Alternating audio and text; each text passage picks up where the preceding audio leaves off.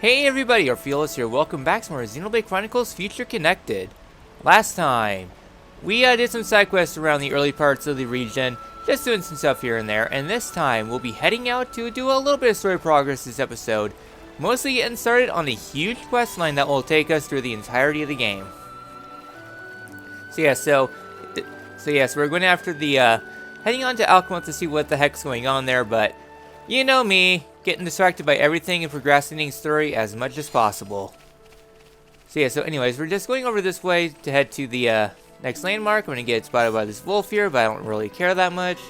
So yeah, another thing I should mention though, if you want to go fast, is that if you're about to be hit by an enemy, jump before they hit you and you won't take any knockback. So here we get ourselves a fellow nopon here. Meh. Before friends pass you, pleased to hear a story. I sense an ordeal in our immediate future. Meh, gratitude for stopping in tracks. What is matter? Matter is a bit complicated, to be frank. If we can help, you'd like to do so. Meh. Though we pretty much only just arrived here, so if it's directions you need, we might not be the ones to ask. The issue is not about where to go, actually it's about tracking down friends. They get lost? They not lost, no. They scattered to designated locations for an orderly land survey. What is the point of that? Measuring relative and absolute elevation of terrain, plot distance, and other such. Oh no, completely forgot to do mandatory self-intro. Qualified, certified, satisfaction guaranteed. Ponspector 10-2 is named. Surveying new lands is game. Pleasure to meet you, 10-2. I'm Shulk and these are Melia, Nene, and Kino. Pleasure all being to 10-2. My curiosity is a bit piqued. Might I ask what a Ponspector is? Question is extremely well timed. Ponspectors are the name of the elite unit of nopon surveyors, and 10-2 is one. Nopon from Frontier Village, surely you hear Ponspector names said in tone of reverence at least once or twice. Sistapon, have any clue? Nene guess Datapon might know? Things worse than 10-2 thought. Long period of suspended activity was disastrous for brand recognition. Oh yeah, I already skipped through that. 10-2 and other Ponspectors actually came to buy on shoulder to conduct full and complete survey. I thought that my A button was a delay there. But Chief 1-1, who, brigade leader, forgot to inform of rendezvous point. So thought 10-2 finished on excitement. Looks like up creek without paddle, except all Ponspectors in the same boat. 10-2 thinks should probably look for teammates, but with monsters covering land, even veteran Ponspectors like 10-2 have a hard time. Apart from yourself, how many members does your team number? Nice, round 11. 11, I see. This is a vast land, so searching by yourself certainly seems dangerous. You know where your colleagues might have gone? 10-2 have couple thinkings. 2 Ponspectors can probably find. Then maybe have clues for other whereabouts. Alright, we go search for first 2. Now wait single minute, Kino. Still plenty of important business to be attending to. 10-2 not getting her foot, promise. Friends look strong, so thought maybe we can go with. If see a Ponspector somewhere along the travel path, can help out each other. Is good plan or what? What do you think, Melia? Do you really need Ash, Shulk? We help you look for Ponspector friends? Wait, should really be Miss Melia that says that. Really? Oh boy, tear ducts to 10-2 swelling with joy. Thank you, friends. Can you tell us, to the best of your knowledge, where you might expect your colleagues to be? One is in charge of area between Crossroads on the way to Companion Escape all the way to Nethros Necropolis. One is... that one's a bit of cowards, so 10-2 not sure he do survey job properly. The other one was assigned to the area past Cragmaw Cavern, stretching from lake on left side up to Pillar Knoll. Might have case screamy adabs at unexpected circumstance, so 10-2 would like to put mind at ease. At least friends think 10-2 is some kind of freeloader. Let reassure. When push comes to shove, 10-2 shove. I feel better already, thank you, 10-2. But of course, 10-2 most grateful too. And we have Ponspector 10-2. So welcome to the main gimmick of Future Connected's combat, Ponspector Assemble. Ponspectors are a elite band of surveyors from a frontier village between red, blue, and yellow teams. If you can befriend members from all 3 teams, Shulk and his friends will gain access to new kind of special attacks, so try to seek them out whenever possible. Full Ponspector brigades, numbers 12 of them. When you recruit one, they may tip you off the location of other locations. You see it on the map with the flag on it. Ponspectors on the mountain shoulder have issues they struggle with. Resolve these issues and help them on your quest, and you'll be able to see which ones you have. So, Ponspectors, I recommend picking up them. There's a route that recruits 3 of them throughout the run. And the one I highly recommend the most, even though this isn't done at any percent, is Tay-Tay. Qualified, certified, only mind terrified. Ponspector Tay-Tay is name and surveying new lands this game. But really none of that matter right now. Tay-Tay is smack middle of cataclysmic struggle of life and death. That does not sound good. Tay-Tay was sneak secret surveying, careful to hide from watchful monster eyes, but made worst mistake of life. At end of Ponspection, let little victory cheer slip out. And then monsters spotted Tay-Tay. Monsters poised to lunge for a soft, succulent body of Tay-Tay. Thanks to quick escape legs, Tay-Tay able to hoof it all the way here, but then grim realization dawned on Tay-Tay. Somehow, Tay-Tay lose more precious than life protective charm. Tay-Tay think possibly could have dropped at Nethris Necropolis, just slope up here. Oh please, Tay-Tay to find dear friends. Tay-Tay is begging you. Alright, so we have Tay-Tay lacking charm, recommend level 63. Who needs that? But I see that PDD. You speak my language, good sir. PDD, I will straight up say, is the single most important gem in the game. Better than agility. Physical defense down is probably my favorite gem in the game. So of course I'm going to be doing it as fast as possible. Now then, I'm going to be taking things a little bit slow because where the heck are you? Yes, right up here, level 69, a nice Air Marshal Reisenbach. I'd recommend taking things a little bit slow because if you book it up here, you might get spotted by Reisenbach. Reisenbach is scary for this point of the game. Thankfully I already know his patrol route, so I don't really care too much. Hi Blade Birds, I don't really care about you. So yeah, so Reisenbach will cross this bridge right about here, so if you're playing things a little bit on the aggressive side, then yeah, you might get spotted, but I don't really care too much. Hi Palm Top Elephant. Yeah, I get spotted there, so coming up here we are at Clear Sky Bluff, which is, well, a nice little interesting location. We're just heading up this cliff side here. Will this Ansel de-aggro? Thank you. Yeah, good source of Sky Moles along this pathway. I know this is like a big backup, because you will need one Sky Mole later on. Bloody Ansels, they're always after my rear. So, yeah. Come on. Okay, thank you. So, yeah. So we're just following along this pathway here. All around, as long as you're careful of Reisenbach, you should be fine making your way up here to this little cave system here. Nethris Necropolis, which is, well, a scary place to say the least. Nethris Necropolis Gate. So here, I'll be going over the next difference of casual mode. I've been kind of going things here and there, but here's going to be the first big thing. Level 63, Worker Arachno. I probably really shouldn't be taking on this guy, but you know what? I'm rather freaking Orpheolus. So the next difference about, okay, using Ponspectors in battles. Battle against enemies, Ponspectors will jump in to help Shulk and his friends on their own initiative. Each Ponspector has things removed, healing in the party, all that stuff. Team colors designate their things. Hit QTEs to raise their tension so that way they actually do things in battle, and all that fun stuff. So the big difference about casual mode over regular mode, which is why I prefer casual in general over that, is because if you take on a high-level enemy, the game will put on severe agility penalties where you'll be unable to hit the Arachno in general.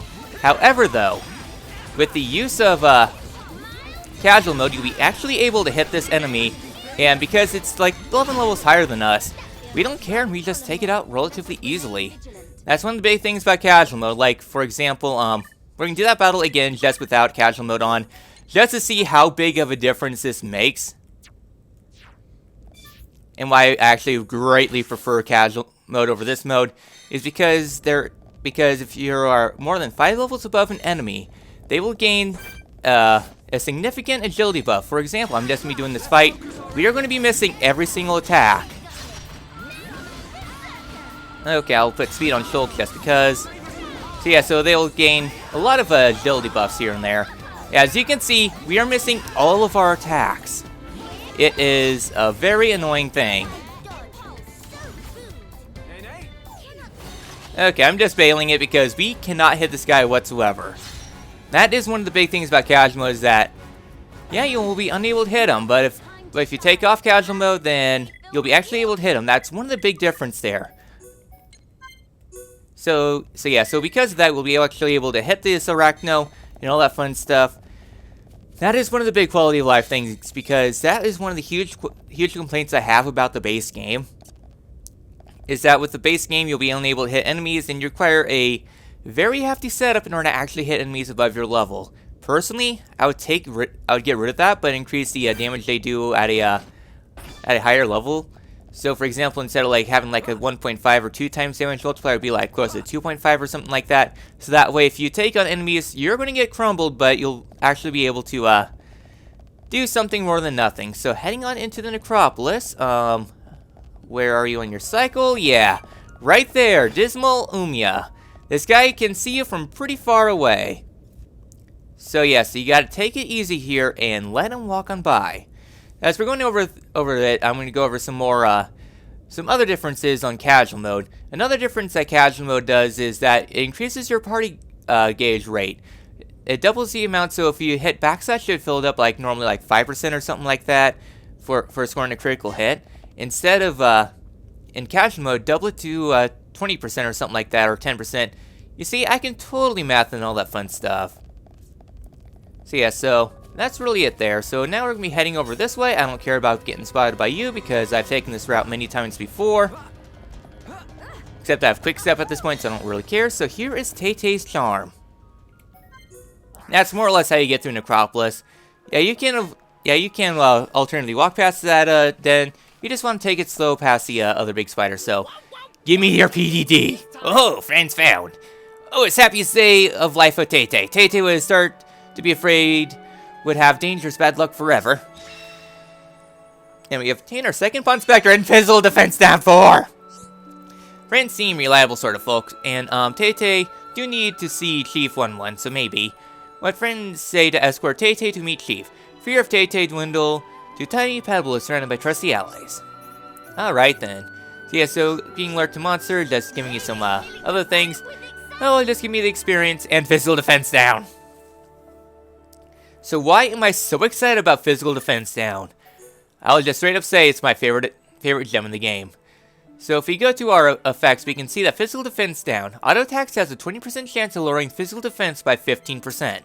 Given how physical based our party can get, well except for Melia, because we inflict an auto attack on an enemy, then it would decrease their defense and be able to do a lot more damage to them. It combos itself up pretty significantly, where your damage per second will be a lot higher, and really, it is definitely worth it. Normally, I'd recommend giving this to either Shulk or Nene. Nene tends to use a lot of art, so really, Shulk is probably the best option for physical defense down because he can use an auto attack followed up by Split Edge to really lower the opponent's defense to make short work of it. Yeah, kind of going back to casual mode, there's a few other differences that casual mode does, which we'll get to later on this episode actually. Because there's another big difference that casual mode has, which is hugely significant. So, we're heading on through this cavern here, and progressing on our story a little bit. So, welcome to this vast, beautiful plains. Cerulean, our Cinnabar, there we go. I know my colors.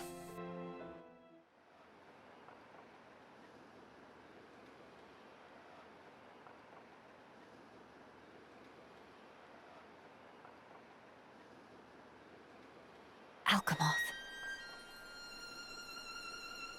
You okay? Miss Melly, what's wrong? Is tummy hurty? No, nothing like that. I'm just remembering what we heard at Companion's Cape. I have been mistaken in my thinking.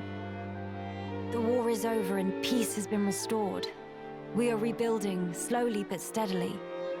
I'd thought that with peace came happiness. Indeed, that even here, people would embrace it with open arms. But the reality is different. The wounds have not yet fully healed. Quite. Those who lost their home. Those seeking the light. Those who bear grudges. Though joy for them is still scarce, I thought only of me. But you didn't. Not at all. The High Entier of Colony 9.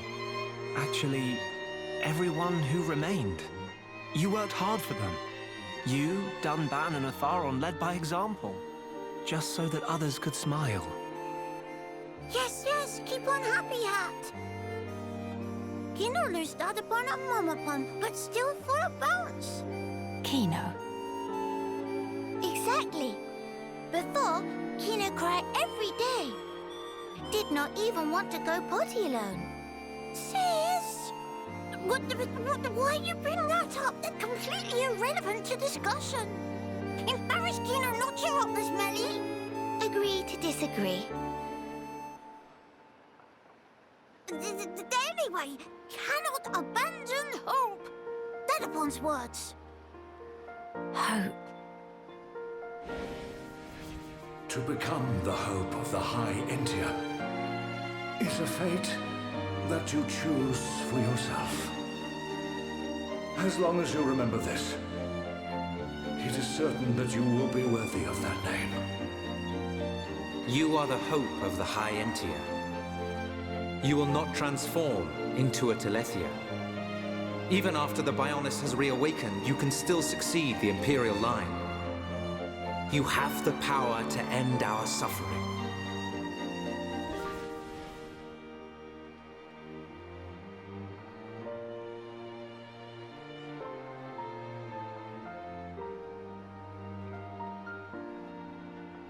Friends, thank you.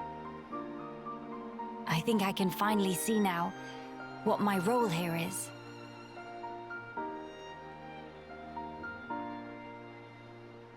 Onwards to Alchemoth.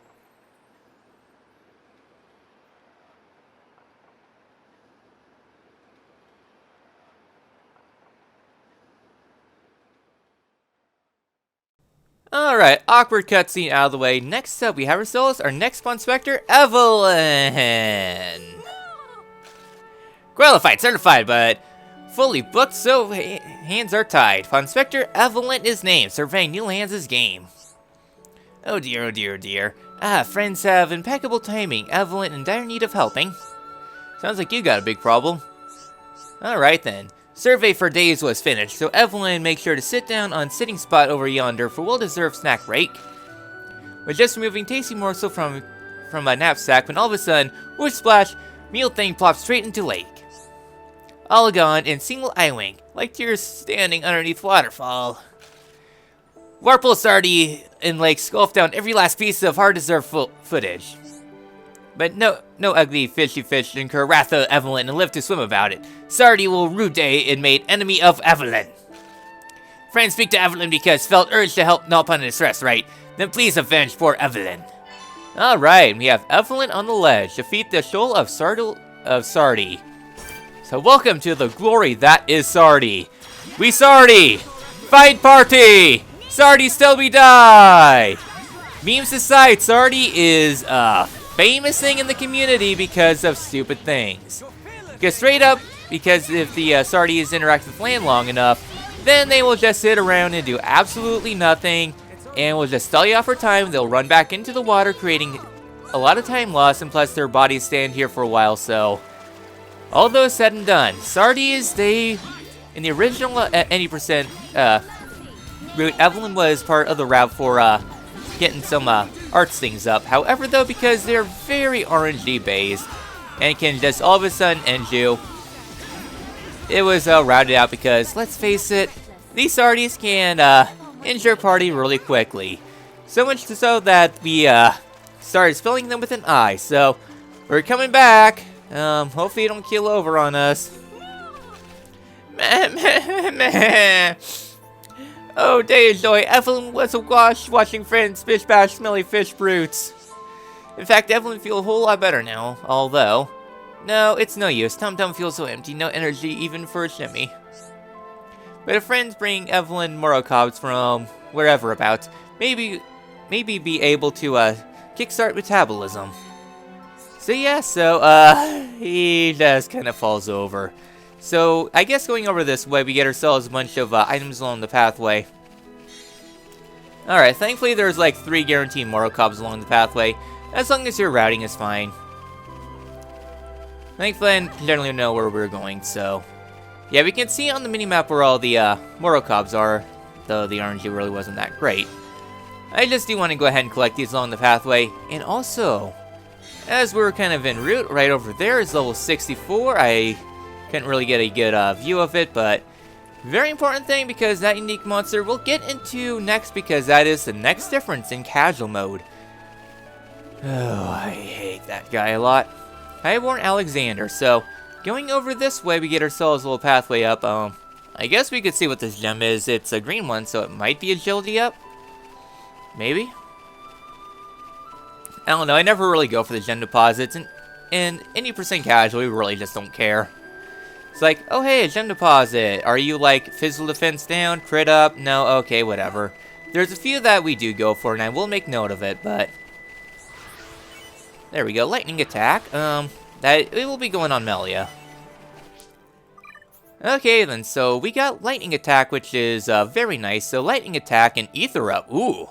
So Lightning Attack, auto attacks deal additional 103 electrical damage. Okay, that's actually terrible. But we did get a Ether Up, which is very nice. So if we get any slotted gems, which I guess we could if you wanted to, but Ether Up is pretty good. It increases your Ether.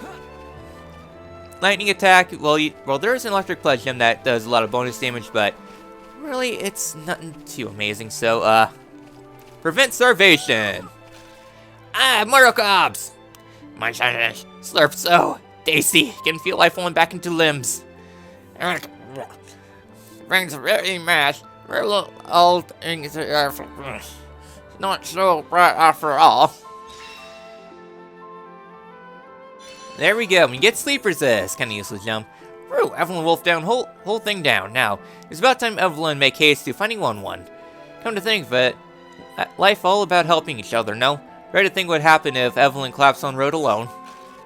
Clearly friends have obligation to assure Evelyn come to no harm. So take with and deliver person safe to 1-1.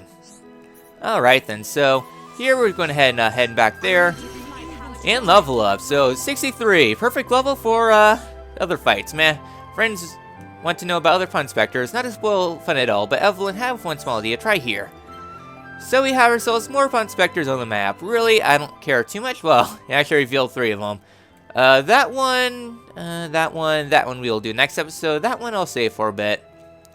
I do know where all the Ponspectors are because of speedrunning purposes. So next up, we're going to the next difference of casual mode. With Highborn Alexander, because Highborn Alexander actually has a lot of things. So here we can display Ponspectors being on the field. Personally, I like having them all around us. So next up, I don't really care. This fight's gonna be a worthless throwaway. Highborn Alexander. Just take a note of how much spike this guy has. He has a lot of spike and hits very hard. This guy is very annoying.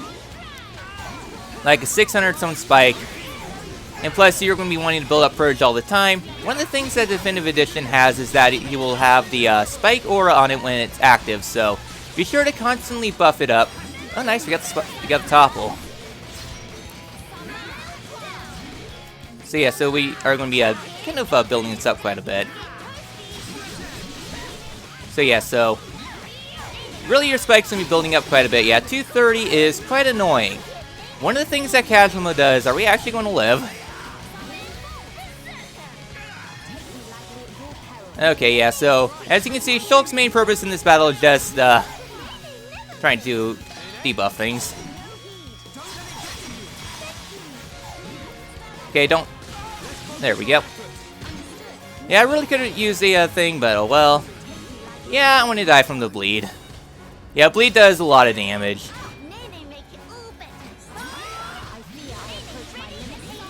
Yeah, we're just getting beat up. I probably should have brought Nene into this fight. Yeah, our spike damage is just doing a whole lot of damage.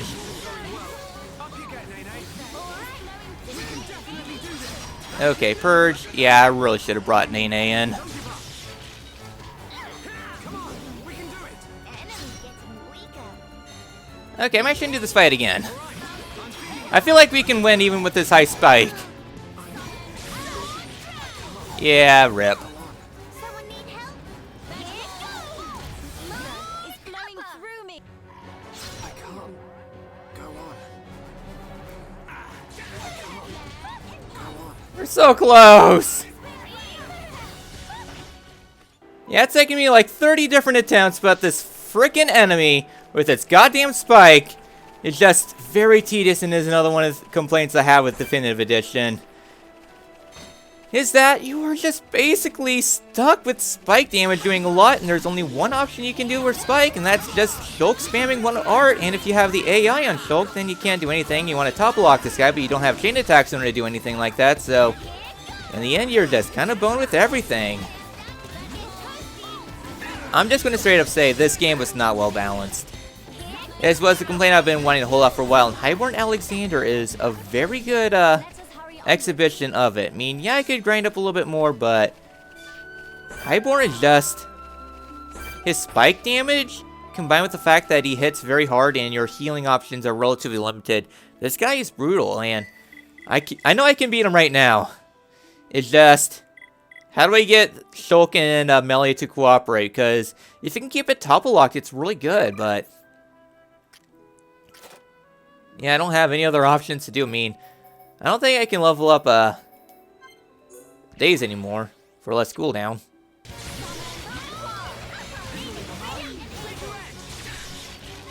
Okay, we actually got a good attempt this time.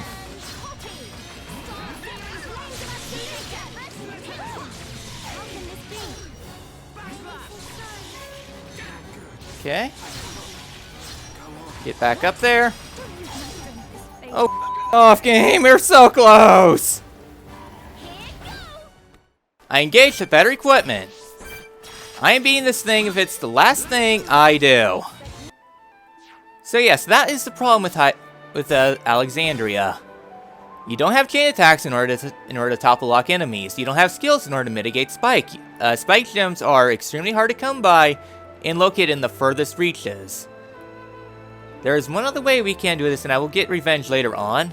There's just so much wrong with this game. It was not well balanced, and Alexandria is one of the obvious examples, but there is actually a whole lot more. But because of this, there's actually the next difference in Chasm, which I was going to get into, which makes this a whole lot better. 1/10 damage for spike. Instead of getting like 600 damage for a spike, it's now like 200, and I wish this was a thing in the base game instead of just being a one-off thing. Like, we're just melting through this guy now, but so that spike just makes it unbearable because there's hardly any good ways to mitigate it because topple locking's nerfed to pretty much nothing. Like, you have the option of topple locking, but you don't have the access to chain attacks. And there's one other thing we'll get to, but yeah, this is just it. Like, the casual mode is just too easy, while normal mode is just imbalanced in all the wrong ways. They tried to make this game harder, but in turn they forgot what made the base game fun. And that there is probably my big problem with Future Connected. They rushed a lot of things. Also, that is a really good staff. And gold X art we don't really need. Yeah, I fought that guy for so long that I kind of forgot things, so I hate Highmore. So yeah, so I guess next thing to do with Collectopedia is that somehow I got every single one of these. Dubious Scripture is one of the rarest items in the game. I wouldn't say it's like the rarest per se, but it is one of the hardest ones to find. There is an easier spot later on in the game you can get this, but you can randomly, it's like 3% or something like that, find them in several item spots. It's very rare now, I was not expecting to get them all. So what's the reward for completing a category? You get yourself sandals with no stats. I mean, yeah, it equates to a nice number, but yeah, it does nothing. In fact, what it does is that it is actually a resort item. Yeah, this is how you're able to get yourself some of the well, actually the only way you can get yourself through the fashion accessory. That's it. Your reward for completing collection is just fashion accessories. In turn, does not help you in your adventure because it offers the least defense out of anything. Yeah. Well, that was something. I'll be back here in a little bit to showcase the proper way of fighting Highmore because we need more Ponspectors to do so.